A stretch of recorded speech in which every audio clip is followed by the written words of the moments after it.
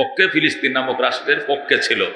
আল্লাহর কি কুদরত, তারা চূড়ান্ত সিদ্ধান্ত নিয়ে ক্লিন গাজা করবে। গতকালকে ফ্রান্স ঘোষণা দিল যে আমি মার্কিনের সাথে নই, আমি চীন রাশিয়ার সাথেই আছি, আমি ফিলিস্তিনের পক্ষে আছি, ফিলিস্তিন স্বাধীন রাষ্ট্র অচিরে আমিও ঘোষণা দেব। তাদের আশা শেষ। যেরকম আলহামদুলিল্লাহ। বেটু রাষ্ট্র কটা?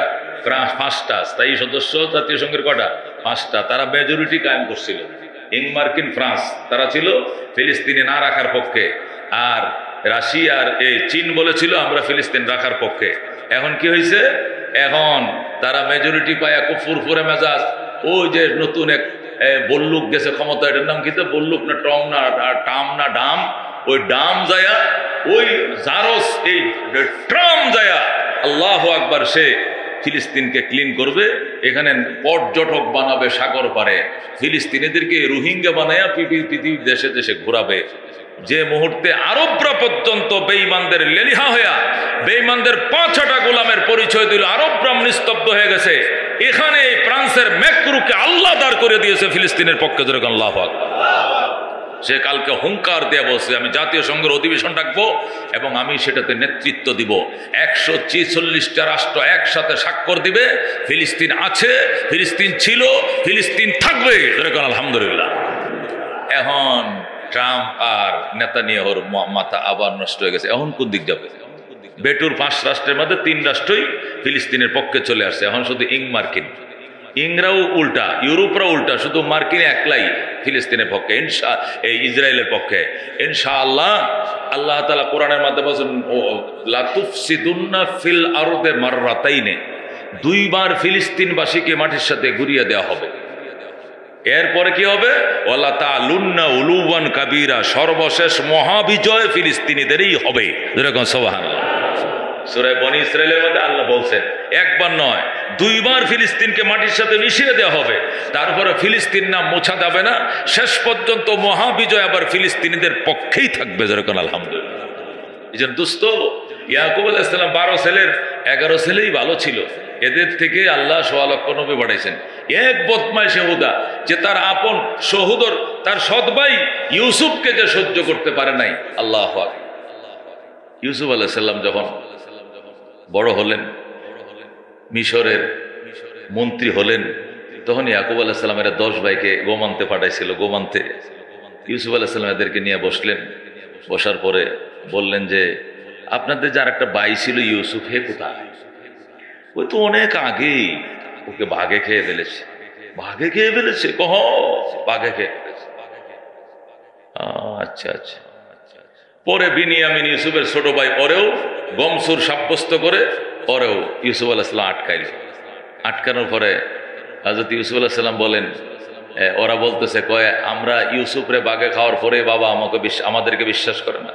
এখন ইউসুফের ছোট ভাইটারও যদি গমসুর হিসাবে আপনারা রেখে দেন, তাহলে আমার বাবার কাছে আমরা সম্পূর্ণ আস্থাহারা হয়ে যাব। পয়গম্বর ইয়াকুব নবী জীবনে আমাদেরকে বিশ্বাস করবে না। আমাদের অন্য কোনো ভাইকে আটকায় হইলেও ছোটটারা ছেড়ে দেন। ইউসুফ আলাইহিস সালাম বললেন, যা যিনি চুরিতে সাব্যস্ত হয়েছেন, একজন অপরাধ করবে একজন আর জেল কাটবে আরেকজন, এই শাসন তো আমরা বিশ্বাস করি। যিনি অপরাধ করেছেন উনি আটকা পড়েছেন। এখন ওই ইহুদা কইতেছে, আসলে কি জানেননি, ওর একটা ভাই ছিল আগে, ওটার নাম ছিল ইউসুফ, ওইটাও সুরা ছিল। ওর আগে যেটা ভাই ছিল না, ওর আপন একটা ভাই ছিল ইউসুফ, ওইটাও সুরা ছিল। সুতরাং এইটাও সুর হয়, এটা আসলে এটা বিশ্বাস হয়, উঠতে পারে, এটাও গম চুরি করতে পারে। ইউসুফ আলাইহিস সালামের সাথে বলতেছে, এরা তো জানে না যে ইনি সেই ইউসুফ। যেরকম আল্লাহু আকবার। আল্লাহ কি কুদরতের মালিক। আল্লাহর পয়গম্বর ইউসুফ আলাইহিস সালাম সাধারণ ক্ষমা ঘোষণা করেছিলেন এবং বাবা মাকে এনে হাইলাইট করে সংবর্ধনা দিয়া ঘোষণা করেছিলেন, আমি ইউসুফ, এরা আমার বাবা মা। যেরকম আল্লাহু আকবার। তখন বাবা মা এবং তার 11 ভাই সব ইউসুফকে সিজদা করেছিলেন, যেটা কোরআনের মধ্যে আল্লাহ প্রমাণ করেছেন যে চন্দ্র সূর্য এবং 11টা তারকা আমাকে সিজদা করতে দেখি। চন্দ্র সূর্য মানে বাবা মা, 11 তারকা মানে কি 11 ভাই। যেরকম আল্লাহু আকবার।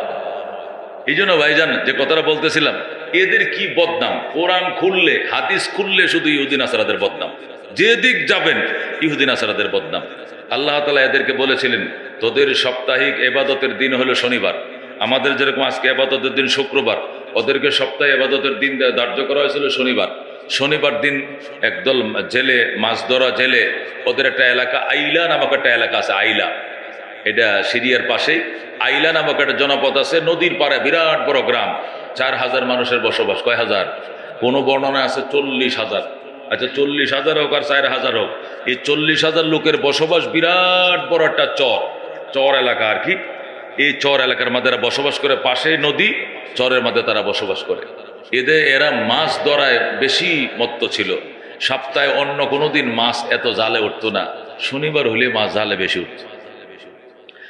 এখন হেরা শনিবার দিন আবাদত বন্দি, যেমন আমরা জুমার নামাজ আছে, জুমার নামাজটা আমাদের জুমার নামাজের জন্য বলা হয়েছে কি, ওই যে নদী আলাইহিস সালাম ইয়াউমুল জুমা, জুমার দিনে যখন আজান দেওয়া হবে, ফাসাউ ইলা যিকরিল্লাহ, সবাই নামাজে দৌড়াও, ওয়াজারুল বায়, এবং বেচা কিনা বন্ধ করো। এটা বিশেষ দিন আমাদের জন্য, সপ্তাহের ঈদের দিন।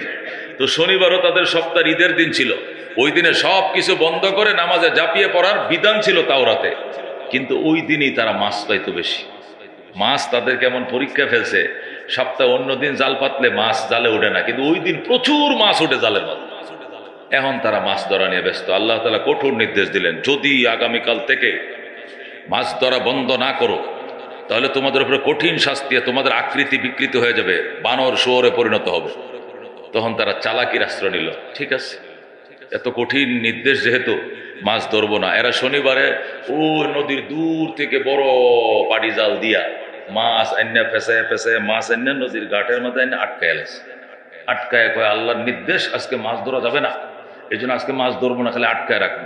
শনিবারে আটকায় রাখছে, রবিবার দিন ফজরের পরে বেলা উঠার পরে আবার মাছ ধরা শুরু করছে।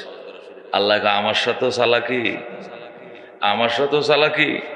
মাছটা ধরে রাত্রিবেলা খালি শুইছে মাত্র, সব কটা শুয়োর হয়ে গেছে, বানর হয়ে গেছে। জোরেকর নাউজুবিল্লাহ। সব দিকে আল্লাহ শুয়োর বানর বানায়া একবারে 40,000 জাতি পুরোটাকে ধ্বংস করে দিয়েছে আমার আল্লাহ। এরকম অভিশপ্ত। এরা উম্মতে মুহাম্মাদিয়ার সাথে শত্রুতা করবে, এটা কোনো ব্যাপার? আমার নবীকে এরা শান্তিতে থাকতে দেয় নাই। আমার নবীকে এরা গোশতের সাথে দাওয়াত দিয়া, দাওয়াতের নামে গোশতের সাথে বিষ মিশিয়ে দিছে। ইহুদি নারী আল্লাহর হাবিবকে বিষ মিশিয়ে খাইয়েছে। নবী তো গায়েব জানতেন না, নবী তো দাওয়াতের খানা মনে করে মজা করে গোশত খাইছে। যখন এই বিষ মাখানো গোশতের টুকরোটা গলা, হাদিসে আসে গলা পর্যন্ত চলে গেছে, জিব্রাইল দৌড়ে এসে কই, ইয়া রাসূলুল্লাহ, হা হা করেন, হা করেন, হা করেন। রসুল হা করছে। কি হা করবো কেন? কাতালতা নাফসাকা ইয়া রাসূলুল্লাহ, নিজের তো নিজের হাতে ধ্বংস করে দিলেন, হা করেন। হা করছে, জিব্রাইল নবীর মুখের ভিতরে হাত ঢুকাইয়া গোশতের টুকরাটা বাইর করে ফেলেছে। যেরকম আল্লাহু আকবার। মা হাজা রসুলের কি খাইছেন? লাহামুন, গোশত খাইছি। হ্যাঁ, জিব্রাইল কো লা লা বাল সাম্মুন, লা লাহামুন বাল সাম্মুন, এটা গোশত নয়, এটা বিষ, এটা বিষ। যেরকম নাউজুবিল্লাহ। কি খাইছেন? তো গোশত খাইছি। জিব্রাইল কো মা হাজা লাহামুন, এটা গোশত না, বাল সাম্মুন, সাম্মুন মানে বিষ, এটা বিষ। আপনি বিষ খাইছেন। এরা পয়গম্বরকে বিষ খাওয়ায়, আর হেরা আমরা দুস্থ হবে। আল্লাহ পরিষ্কার বলেন, ওয়ালান তারদা আনকাল ইয়াহুদ ওয়ালান নাসারা হাত্তা তাত্তাবিআ মিল্লাতাহুম, কোশ্চিন কালে ইহুদ এবং নাসারারা তোমাদের প্রতি সন্তুষ্ট হবে না যতক্ষণ পর্যন্ত বন্ধু তুমি তাদের ধর্মে দীক্ষিত না হও। আমাদের নবী যতক্ষণ তাদের ধর্ম গ্রহণ না করবে, এতদিন শুধু যতই মিতালি করুক না কেন, মিতালি, ব্যবসায়িক মিতালি, রাজনৈতিক মিতালি, তাল বেতাল যতই করুক না কেন, আল্লাহ বলেন ওয়ালান তারদা আনকাল ইয়াহুদু ওয়ালান নাসারা হাত্তা তাত্তাবিআ মিল্লাতাহুম, ইহুদিরা নাসারারা বন্ধু জীবনেও আপনার প্রতি সন্তুষ্ট বোধ হবে না যতক্ষণ পর্যন্ত তাদের ধর্মের অনুসারী আপনি না। আমরা কি তাদের ধর্ম অনুসারী হতে পারবো? আমরা কি ইসলাম ছেড়ে ইহুদি ধর্ম গ্রহণ করতে পারবো? সুতরাং এরা জীবনে আমাদের বন্ধু হবে না। এই শুধু এই অজুহাত দিয়া আরব রাজ্যগুলোকে এরা শিকলে বদ্ধ করে ফেলছে। আরবরা, আমেরিকা বলে দিছে, আমাদের এত দূরের দেশে এসে ব্যবসা করতে তোমাদের সমস্যা হলে পাশের দেশ আছে ইসরায়েলের সাথে ব্যবসা করো, এদের সাথে ব্যবসা করলে, আমাদের সাথে ব্যবসা করলে যে সুবিধা পাইবা এই সুবিধা তোমাদেরকে দেওয়া হবে। এই জন্য আরবরা ঝাঁপিয়ে পড়ছে কাঁচা ডলারের বান্ডেল নেওয়ার জন্য, ডলারের বস্তা নেওয়ার জন্য এরা ঝাঁপিয়ে পড়ছে ইসরায়েলের সাথে ব্যবসা করার জন্য। এরা ব্যবসায় এমন ভাবে গড়াইয়া পেঁচাইয়া গেছে, এখন ছাড়তেও পারে না, বুঝলেন? গোড়ায় কামড় দিলে ছুটতেও পারে না, কামড়ও দিতে পারে না। এরা এমন মরণ কামড়ে পড়ছে আরবরা, এই জন্য এদের মগজ কিনে ফেলছে, যদিও মন কান্দে কিন্তু আটকা পড়ে গেছে ব্যারিকেডে, এই জন্য দালালি করে এখন আর বের হতে পারতেছে না। এই জন্য দোস্ত এখন আল্লাহ তাআলা দুশ্মনদের, আল্লাহ বলছেন তোরা যদি ইসলামের দরদি না হস, বিদুর্মীদেরকে হেদায়েত দিয়া বিদুর্মীদেরকে ইসলামের পক্ষে দাঁড় করায় দিব, তোদের প্রয়োজন নাই। যেরকম আল্লাহু আকবার। এই ফ্রান্স সারা জীবন নবীকে নিয়ে ব্যঙ্গ করছে, মেক্রুর দেশ আল্লাহ নবীকে নিয়ে ব্যঙ্গ করছে, বিড়াল বানাইছে নবীকে, কার্টুন আঁকছে, আমরা প্রতিবাদ মিছিল করছি। অথচ এই ফ্রান্স দুর্দিনে সমস্ত পশ্চিমা শক্তিকে বৃদ্ধাঙ্গুলে দেখায়া বেটুর রাষ্ট্র হিসেবে সে ওপেন ঘোষণা করছে, ফিলিস্তিন ছিল, থাকবে, নিশানা কেউ মুছতে পারবে না। আমি অচিরে জাতীয় সংঘ অধিবেশন ডেকে আমার নেতৃত্বে তার পক্ষে ভোট প্রয়োগ করবো। যেরকম সোহান দোস্ত, এদের প্রতিবাদ করতে হবে। আলহামদুলিল্লাহ বিএনপি প্রতিবাদ করছে, জামাত প্রতিবাদ করছে, সব দল প্রতিবাদ করছে। ইসলামের দলগুলো তো প্রতিবাদ করবে, এটা তাদের ব্লাডের ভিতরে এটা আছে, তো করবেই। আগামীকাল ইনশাআল্লাহ, ওকে কবে? আগামীকাল বাইতুল মোকাররম এলাকার থেকে প্রত্যেকটা দলের নেতৃত্বে মিছিল যাওয়ার কথা ছিল মানিক মিয়া এভিনিউতে। সরকার বলছে ওই দিক দিয়ে গেলে আমাদের চলাচলে অনেক রাস্তা যানজট তৈরি হয়ে যাবে, কয়েকটা রুট বন্ধ হয়ে যাবে। আমরা প্রতিবাদও করব, যানজটও যাতে না কম হয় এদিকে চেষ্টা করবো। এই জন্য বলছে আপনারা শাহবাগের দিকে ঢুকেন, বিরাট বড় বাগান আছে, ওইদিকে ভিতরে ঢুকলে অতটা যানজট হবে না। এইদিকে দুইটা রুট বন্ধ হয়ে গেলে সমস্যা হবে না, আর অফিস আদালত যাতে ঠিক থাকে। সরকারি রুট ম্যাপ মেনেই আগামীকালকে কর্মসূচি, ইমানি কর্মসূচি আমরা যাইতে রাজি আছি তো ইনশাআল্লাহ। আমার মা বোনদেরকে পাখির মতো গুলি করে, আহারে আহারে, এদেরকে হাতে পায়ে বান্ধিয়া পলিথিন দিয়ে পেঁচাইয়া পা গিলো উপরের দিকে দিয়া মাথা নিচের দিকে দিয়া ঝুলাই রাখছে, আর একটু হাত পাটি বন্ধ নাড়াইতে পারতেছে না। এইভাবে কাতরে কাতরে কাতরে নড়তে নড়তে তারা আখেরি নিঃশ্বাস ত্যাগ করে চলে যাচ্ছে। নাউযুবিল্লাহ মিন যালিক। এইগুলো আমি সহ্য করতে পারি না, এটা দেখে বড় বন্ধ করে ফেলে, আমার সহ্য হয় না। এমন নারকীয় তাণ্ডবরা চালাইতেছে। আল্লাহ তো পশুদেরকেও আল্লাহ তাআলা দয়া দেয়। অনেক ফিলিস্তিনি ছোট ছোট শিশুরা মনে করেন গলা পর্যন্ত আটকা পড়ে গেছে, নিচটা বিল্ডিং এর তলে, মাথাটা বিল্ডিং এর উপরে, আহার একটু খাইতে পারতেছে না, কোন দিকে যাইতে পারতেছে, ছড়ায় নেওয়ার মতো কেউ নাই।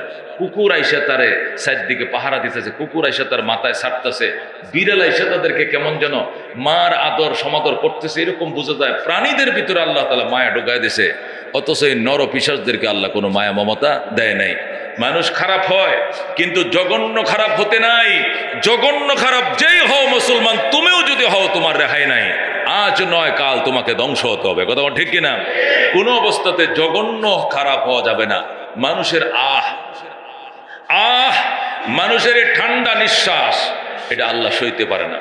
আল্লাহ বলে আনাইন্দা মুনকাসিরাতিল কুলুব, বাঙ্গা অন্তরওয়ালার সাথে আমি আল্লাহ আছি।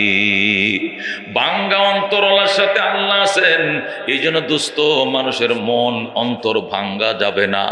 মসজিদ বাংলায় এত পাপ নয় যত পাপ হয় মজলুমের অন্তর ভাঙলে।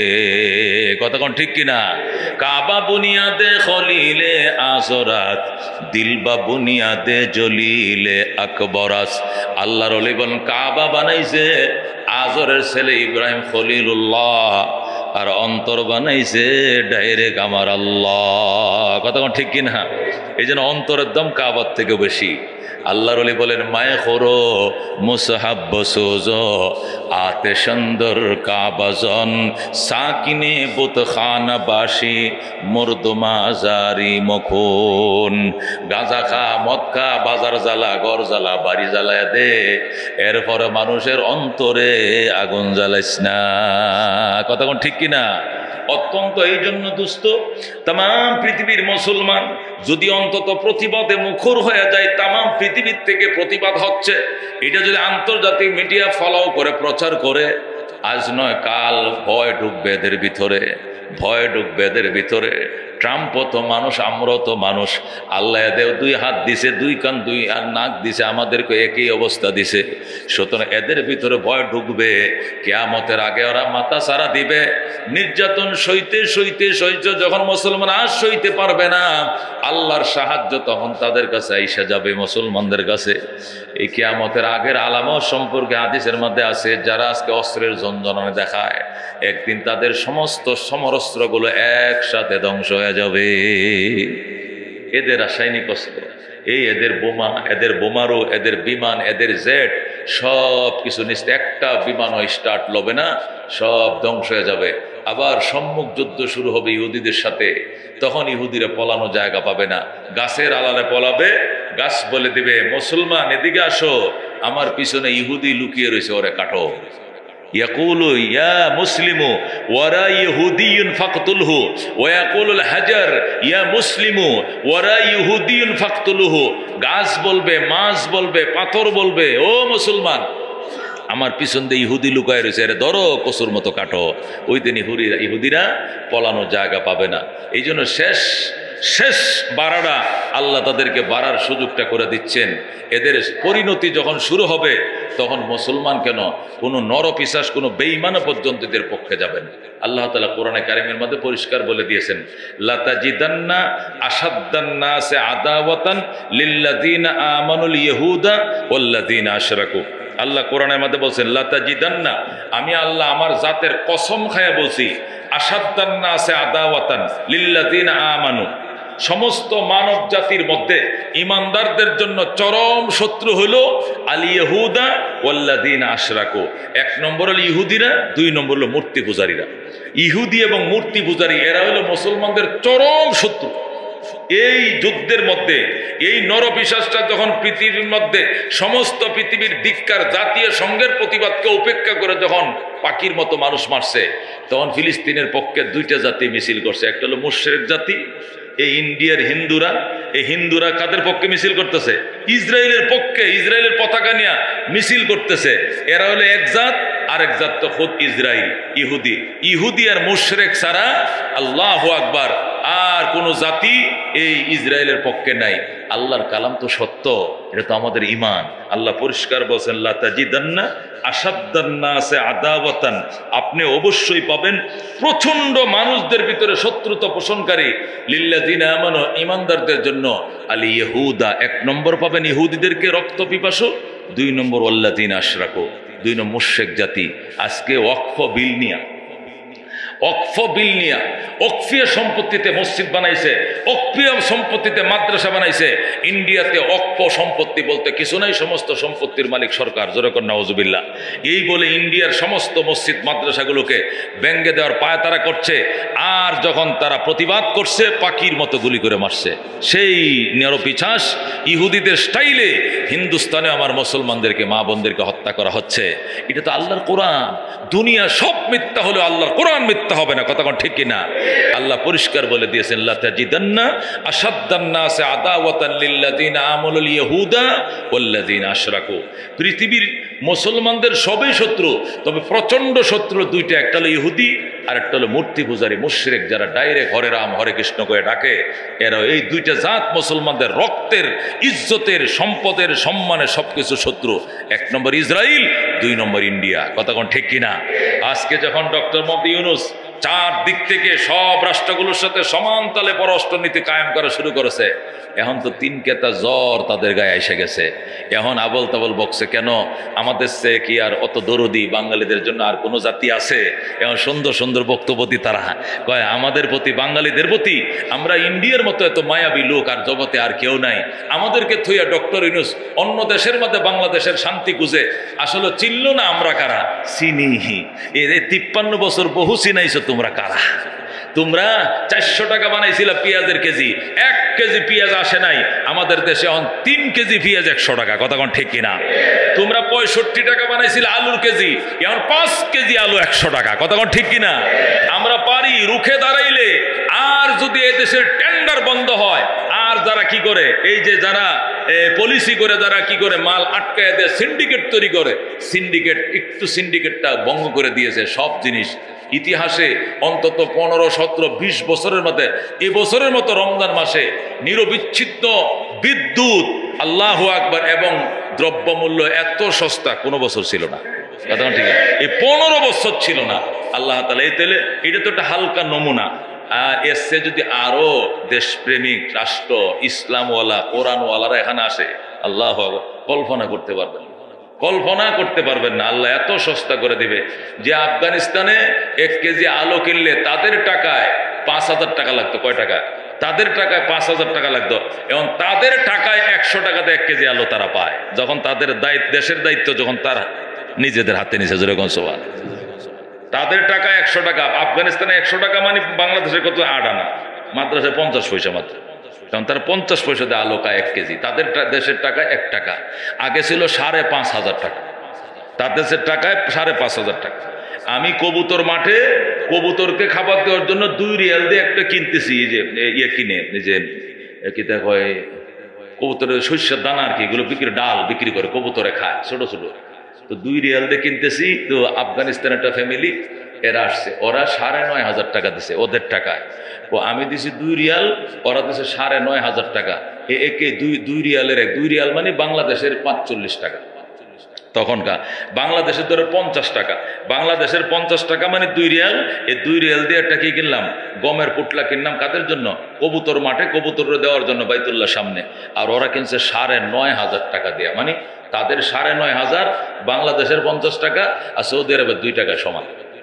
আর সেই টাকা এখন এমন অবস্থায় গেছে, শুধু খালি ইউরোপের ইউরো আর বোধহয় ওমানের যে বিশেষ মুদ্রা আছে, এগুলো বাদ দিয়া কুয়েতি ডলারকেও পার করে উপরে চলে গেছে। যেরকম সুবহানাল্লাহ, সব কিছু ওভারটেক করে তাদের এত উন্নতি হয়েছে তাদের দেশের সাথে। মুসলমান নিজের দেশকে নিজেদের মতো করে দুর্নীতি মুক্ত করে শাসন করলে পৃথিবীর জন্য মডেল হয় এক একটা দেশ। কথা কোন ঠিক কিনা?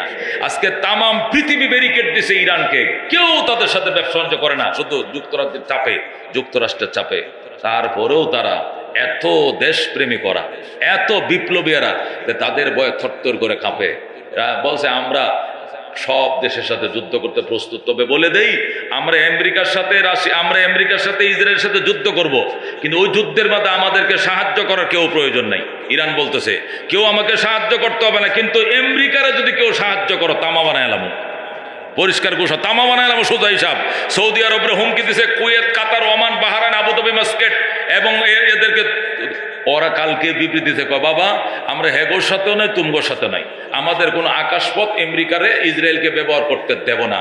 ইরান কয়ে কতর উপরে থাকবে না, হইলে তো গুলো খামো, হইলে তুরারে খাইয়া পর হেডি রেখামো, দালালের বাচ্চা করে শেষ করে দিব, এমন ধমকি দিয়েছে। এখন সৌদি আরবের নেতৃত্বে যে জোট আছে সবাই বলছে যে আমরা আমেরিকার পক্ষে থাকবো না, আমাদের আকাশপথ আমেরিকাকে ব্যবহার করতে দেব না। ইরান কয় তোরা যদি খালি আকাশপথটা ব্যবহার করতে না দেস তাহলে খেলাই তো খেলা, সব রেডি আছে। আল্লাহু আকবার। এরা এদের ইরানে যে অস্ত্র বানাইছে, এই অস্ত্রের সিটি, আল্লাহু আকবার, মাটির নিচে 6 মাইল, 5 মাইল পর্যন্ত উপর থেকে বম্পিং করলে 5 মাইল নিচ পর্যন্ত যাইতে পারে ধ্বংস করার জন্য। 6 মাইল যাওয়ার মতো কোনো অস্ত্র পৃথিবীর কোনো পরাশক্তি এখনো তৈরি করতে পারে নাই। তাদের সমস্ত মিসাইল সিটি সেই 6 মাইল মাটির নিচে। যেরকম আল্লাহু আকবার। এই জন্য তত্তর করে কাঁপতেছে। ইরান কো আই এম রেডি, ফুললি প্রস্তুত, আসো, কে আসবা আসো, দালালি করবা ফইলা দালাল খামু, যেই দালালি করবা ফইলা দালাল খামু। আরে মুসলমান এমন হওয়া চাই, এবং মুসলমানদের ইজ্জতওয়ালা হয়, আত্মমর্যাদাশীল হয়। প্রত্যেকটা মুসলিম রাষ্ট্র এমনই হতো, কথা কোন ঠিক কিনা? কিন্তু এরা মগজ বিক্রি করে বসে বেঈমানদের কাছে, ইহুদিদের কাছে। আল্লাহ ইহুদিদের চক্রান্ত থেকে মুসলমানকে হেফাজত করুন। আল্লাহ অচিরেই যেন শুনি যে আল্লাহ ইসরায়েলকে, ইরানের উসিলায় আল্লাহ ইসরায়েলকে মাটির সাথে মিশাই দিছে। যখন আহমেদিনেজাদ ছিল ইরাকের প্রেসিডেন্ট, আরো 15 বছর আগে আহমেদিনেজাদ, তখনই আহমেদিনেজাদ বলছে যে ইরানকে মাটির সাথে মিশানোর মতো যন্ত্র অস্ত্র আমরা অলরেডি বহু আগেই তৈরি করে ফেলছি। এটা তো আরো 20 বছর আগের ঘটনা। যখন আহমেদিনেজাদ ছিল তখনই বলছিল ইসরায়েলকে মানচিত্র থেকে মোসার মতো অস্ত্র আমাদের ডজনের ডজন আমাদের দেশে আছে, অলরেডি বহু আগেই তৈরি করে ফেলছি। এরপরে তো আরো 20 বছর গেছে, এরপরে তো আরো 20 বছর গেছে। সুতরাং ইনশাল্লাহ দোয়া করেন, মুসলমান নামদারি যে কোনো রাষ্ট্র যাবে ইহুদিদেরকে ধ্বংস করার জন্য, আমরা দোয়া দাওয়াতে ওদের পিছনে আছি। কথা ঠিক কিনা? বেঈমান ধ্বংস হোক, আমরা খুশি। আল্লাহ তাআলা মুসলমানদেরকে মাথা উঁচু করে দাঁড়িয়ে থাকা তৌফিক দান করুক। যেরকম আমিন। ওয়া আখিরু দাওয়ানির রহিম। وضربت عليهم الذلة والمسكنة وقال تعالى غير المغضوب عليهم ولا الضالين.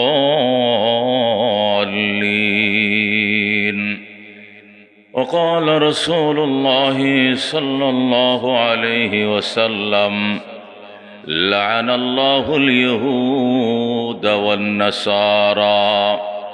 وقال تعالى ولن ترضى عنك اليهود ولا النصارى حتى تتبع ملتهم أو كما قال النبي عليه الصلاة والسلام صدق الله المولانا العظيم وصدق رسوله النبي الكريم ونحن على ذلك لمن الشاهدين والشاكرين والحمد لله رب العالمين إن الله وملائكته يصلون على النبي يا أيها الذين آمنوا صلوا عليه وسلموا تسليما اللهم صل على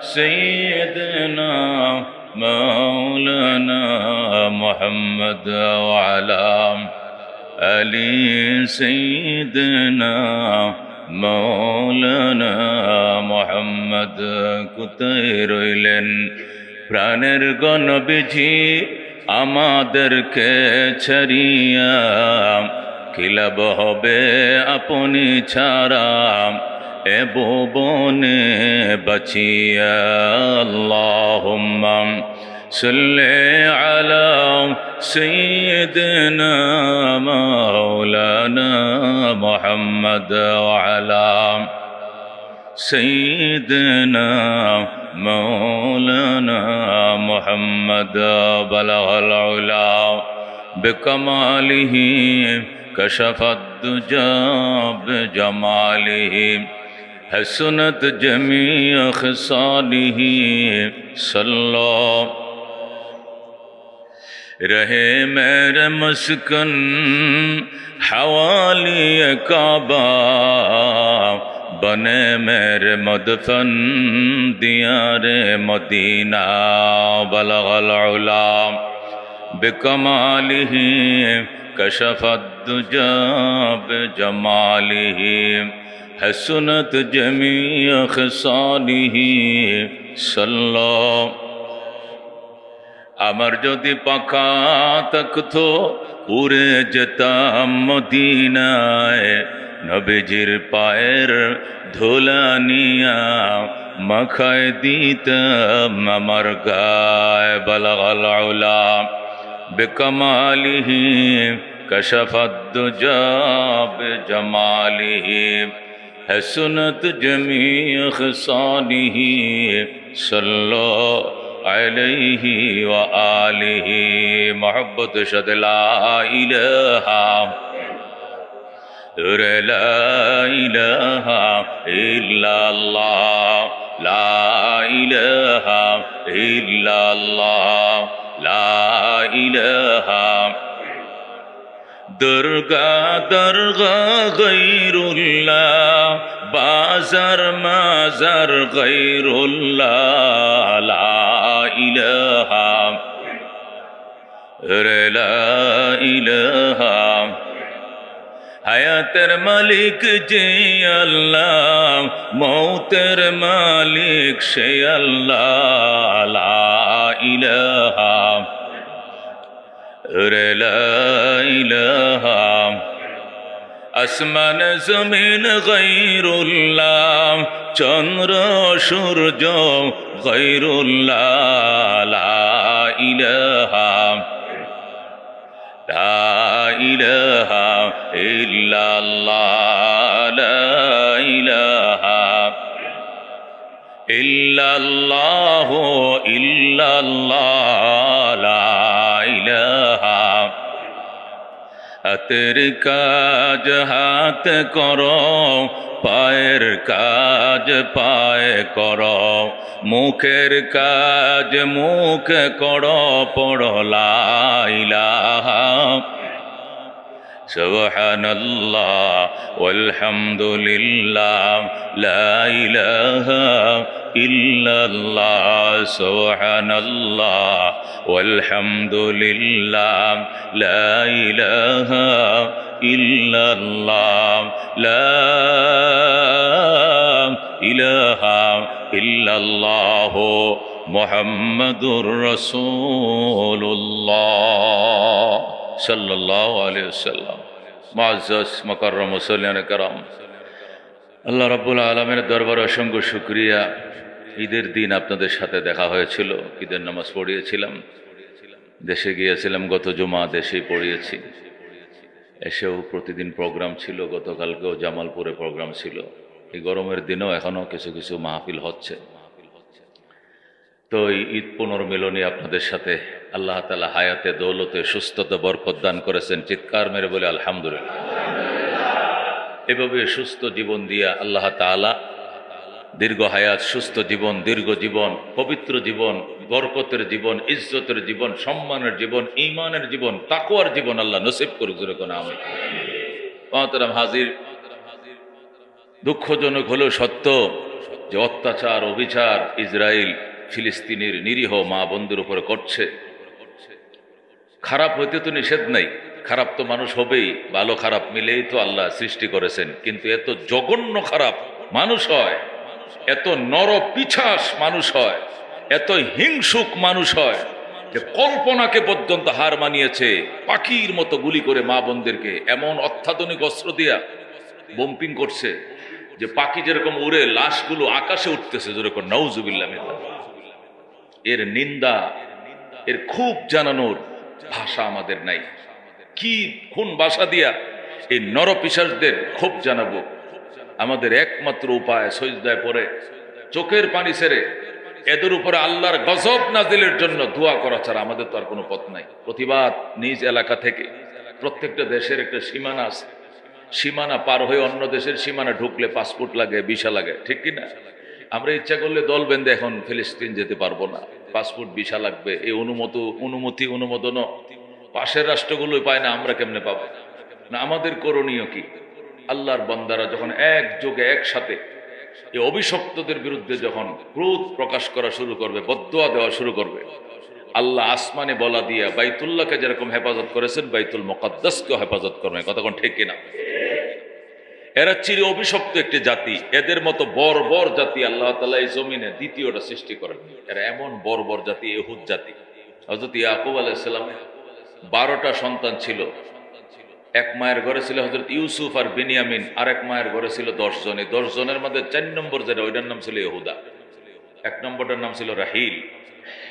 ওই ইহুদার খাস ভক্ত যারা, এরা ইহুদি। ইয়াকুব আলাইহিস সালামের বাকি 11 সন্তানের যে বংশধর, এরা অনেক ভদ্র, এরা অনেক ভালো।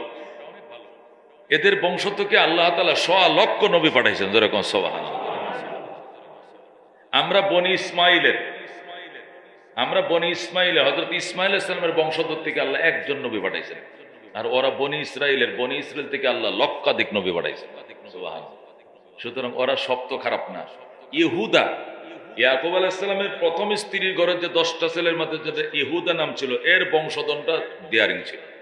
খুদ ইহুদাই ডেঞ্জারাস ছিল। এই খুদ ইহুদাই তার সৎ ভাই ইউসুফ আলাইহিস সালামকে কুয়ায় ফেলেছিল। ইহুদা, এর ভিতরে চক্রান্ত ছিল ইহুদা। আল্লাহ তাআলা ফেরেশতার মাধ্যমে, জিবরাইল আলাইহিস সালামের মাধ্যমে কূপের মধ্যে ইউসুফ আলাইহিস সালামকে খানা খাওয়াইছে। আসমান থেকে জলছকি এনে পানির উপরে বিছাইয়া দিয়েছেন। এই জলছকির মধ্যে হযরত ইউসুফ আলাইহিস সালাম বসা ছিল। হযরত জিবরাইল আলাইহিস সালাম আল্লাহর কাছে ফরিয়াদ করেছে, আল্লাহ, যাকে আপনি পয়গম্বর বানাবেন উনি উলঙ্গ হয়ে বসে রয়েছে, আমার তো লজ্জা লাগে। আল্লাহ বলেন, জিবরাইল, ইয়াকুব নবীর গলার মধ্যে একটা তাবিজ আছে। হযরত ইব্রাহিম আলাইহিস সালামকে নমরুদ যখন অগ্নিতে ফেলেছিল, তখন ইব্রাহিম উলঙ্গ ছিল। তখন আল্লাহ তাআলা আসমান থেকে একটা রেশমের জামা পাঠাইছিলেন। ওই জামাটা জিবরাইল নিয়ে ইব্রাহিমকে পরায় দিয়েছিলেন। এই জামা পরার কারণে একটা পশম এই নমরুদের আগুনে পড়তে পারে নাই, সুবহানাল্লাহ। ওই জামাটাই প্রচন্ড সুন্দর সন্তান জন্ম নেওয়ার কারণে হযরতে ইয়াকুব আলাইহিস সালাম ওই জামাটাকে তাবিজের টোলের মধ্যে ভরে ইউসুফের গলায় ঝুলিয়ে রাখছিলেন। আল্লাহ তাআলা জিবরাইলকে বলেছিলেন, জিবরাইল, ইউসুফের গলার মধ্যে যায় দেখো একটা তাবিজ আছে। তাবিজের টোলটা খোলো, মোমটা খোলার পরে দেখবো এখান থেকে একটা জামা বেরিয়ে আসবে। কত ছোট একটা তাবিজের টোলের মধ্যে একটা জামা আটে, বুঝেন কিসের? রেশমের। জান্নাতের কাপড় চিকন। তাবিজের ঠোলটা খুললে দেখলে এখান থেকে একটা জামা বেরিয়ে আসছে, এই যে হযরত ইব্রাহিম আলাইহিস সালামের জামা, এটা তার ছেলে ইয়াকুবের গলায় ছিল। ইয়াকুব তার সুন্দর ছেলেকে নজর না লাগার কারণে জান্নাতি জামা তাবিজের টুলে ভরে ইউসুফের গলায় ঝুলিয়ে দিয়েছিলেন। সুবহানাল্লাহ। তামাম পৃথিবীর, আমাদের নবী বলেছেন, তামাম পৃথিবীর সুন্দরকে দুই ভাগ করে সমানে অর্ধেক সৌন্দর্য একা ইউসুফ আলাইহিস সালামকে দান করেছিলেন, আর অর্ধেক সুন্দর তামাম পৃথিবীর সমস্ত মখলুককে দান করেছিলেন আমার আল্লাহ। কত সুন্দর ছিলেন ইউসুফ আলাইহিস সালাম। জুলাইখাকে, বানু জুলাইখাকে মিশরের সুন্দরী মেয়েরা তিরস্কার করত। জুলাইখা, একটা মেষ রাখালের জন্য পাগল হয়ে গেলি, প্রেমে পড়ে জাতকুল সব হারাইলে, প্রেমে পড়লে কি মান কুলো দেখা লাগে না? একটা মেষ রাখাল, ছাগল চড়া একটা পুলা, সিরিয়ার মেষ রাখালের পিছু তুই পাগল হইলি? জুলাইখা কয়ে, বোন আমি কি পাগল হয়েছি যদি তোরা এক নজর দেখতে গলায় চাকু দিতে, গলায়। চ্যালেঞ্জ করলাম, ঠিক আছে। ইউসুফ আলাইহিস সালামকে সাজিয়ে, সুন্দর করে সাজিয়ে, মিশরের রমণীদেরকে কাতার বন্দি করে বসায়া 70 জন ফার্স্ট ক্লাস সুন্দর ওই দেশের মডেল তারকারা বসছে লাইনে, সবার হাতে একটা চাকু, একটা জাম্বুরা অথবা মালটা কাটবে, ধারালো চাকু দিছে, একটা জাম্বুরা, ডান হাতে চাকু, বাম হাতে মালটা। ইউসুফ সামনে দিয়ে যাবে, তোমরা ইউসুফের দিকে তাকিয়ে থাকবে আর মালটাটা কাটবে। ইউসুফরা দেখাও সব মালটা কাটা শেষ, দেখি পারো কিনা। এটা কোনো ব্যাপার হলো? জুলাইখা, এটা কোনো ব্যাপার হলো? তোর মতো কি আমরা পাগল হয়ে গেছি? মেষ সকালের জন্য জীবন দিলাম, তুই খাওয়া নাই নাওয়া নাই, তুই কি বুড়ি হয়ে গেলি এই ছেলেটার জন্য? জুলাইখা কয়, প্রেমের যে জ্বালা, এটা আমি মুখ দিয়ে তোমাদেরকে বুঝাইতে পারবো না, পরীক্ষা দিতে হবে। দিলাম। পরীক্ষা শুরু হলো, সবার হাতে মালটার চাকু। হযরত জুলাইখা বললেন, ইউসুফ ওই দিক থেকে বের হয়ে দিকে যাইবা, ওনাদের সামনে দিয়ে হাঁটবা। হযরত ইউসুফ আলাইহিস সালামকে যখন গেট দিয়ে ঢুকে, এই গেট দিয়ে ঢুকে ওই গেট থেকে বের হওয়ার জন্য নির্দেশ দিলেন, ইউসুফ তাদের সামনে হেঁটে যাইতেছিল। ওরা অবাক হয়ে গেছে, হতভম্ব হয়ে গেছে। মা হাযা বাশারা ইন হাযা ইল্লা মালাকুন কারীম। আল্লাহু আকবার। এক যুগে এক খন্ডে সব নারীরা বলতে শুরু করলো, জুলাইখা এ তো কোনো মানুষ নয়, এ তো আসমানের কোন সম্মানিত ফেরেশতা হবে, মানুষ কেমনে এত সুন্দর হয়? আল্লাহু আকবার। জুলাইখা কথা কইস না, জাম্বুরা কাট, কথা কইস না, মালটায় ফুস দে। কিসের মালটা? কেউ কবজি ফালাই দিছে, কেউ 3 আঙ্গুল কাটছে, কেউ কবজা ফালাই দিছে, কেউ 5 আঙ্গুল কাইটা শেষ করে দিছে। বলতে পারে না ইউসুফের প্রেমে পড়ে গেছে। আল্লাহু আকবার। কেউ কবজা কাটছে, কেউ 3 আঙ্গুল কাটছে, কেউ বুড়ি আঙ্গুল কাটছে, কেউ কেনি আঙ্গুল কাটছে, কেউ সাইডে ফালাই দিছে। কইতেও পারে না কি ফুঁসাইতেছে কি এর মাঝে, কি জাম্বুরাত ফুঁস দিছে না আতে ফুঁস দিছে, খবরও না। ইউসুফকে দেখে সব হারায়। জুলাইখা খবর কি? ইন হাযা ইল্লা মালাকুন কারীম। কোরআনের ঘটনা। মানুষ না রে বেডি, এ তো আসমানের ফেরেশতা। জুলাইখা কি, আমি এর বাপেরও চিনি, এর মায়ের নামও শুনছি। মানুষ, মানুষ। জোরে কোন আল্লাহু আকবার। এই ইয়াকুব আলাইহিস সালামের বংশধর ইউসুফ আলাইহিস সালামও ছিলেন। আর ওই ফাজিলের গোষ্ঠী এই ইউসুফকে নিয়ে কূপের মাঝে ফেলছে। আল্লাহ তাআলা জলসগির মাঝে বয়া রাখলেন। উলঙ্গ থেকে জিবরাইল লজ্জা পায়। আল্লাহ বলেন, এই বেটা, ওর দাদার জান্নাতি জামাটা ওর গলায় পরা, খালি তাবিজটা খুল, বের কর। তাবিজ খুলে বের করছে, এত বড় জুব্বা মাথার থেকে পা পর্যন্ত পরায় দিছে। ইউসুফ না খাইও পেট ভরপুর। যেরকম আল্লাহু আকবার।